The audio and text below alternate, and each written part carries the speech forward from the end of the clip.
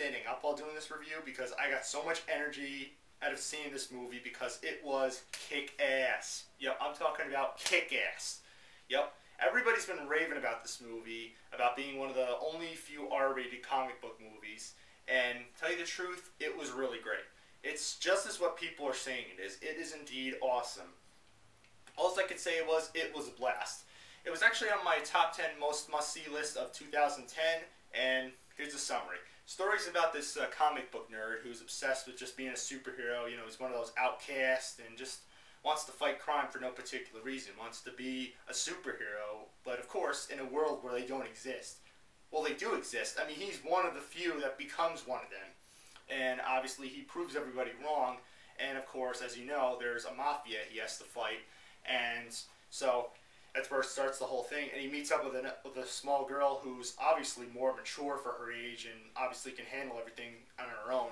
And she's, of course, Hit Girl. And she has a father named Big Daddy, played by Nicolas Cage. Anyway, the story's great.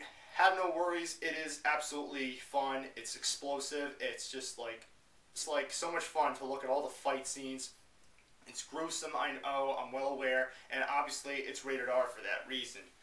And it obviously involves drugs, and there's a lot of profanity. Unless you can't handle that, that's the only flaw of this movie. Otherwise, it is just, I had so much fun watching this movie. I can't tell you how energetic I felt after watching this movie. It just, wow, it was just so much fun. I think I had more fun than The Dark Knight. I mean, not that that's a bad movie, but I thought this movie was just more explosive, more energetic, and just hell of a good time. It's a blast. Go and see it. I'm telling you, it is just a shitload of fun. What's really cool about this movie is that it's self-aware of what it's doing. Like, you know, how he's not a superhero, and he mentions Batman, you know, not having any powers, even though he uses fictional suits with powers, and he mentions Peter Parker, difference between him and Spider-Man. He goes to his girlfriend and tells her that he's a superhero because he says, that what's the difference between Peter Parker and Spider-Man? You know, Spider-Man gets the girl, Peter Parker doesn't.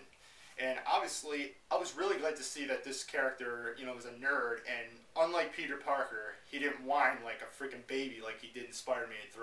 I mean, I was really glad this movie has flaw, of course. He gets beat up in some parts, which is good. So, it takes itself seriously, but not too much. It's a lot of fun, a mixture of fun, seriousness, and it's just a blast. So, all I can say is, go and see it. It's well worth the $10. So, what can I say? Rockin' two-ear remotes, Wii Motion Plus is way up. It's that good.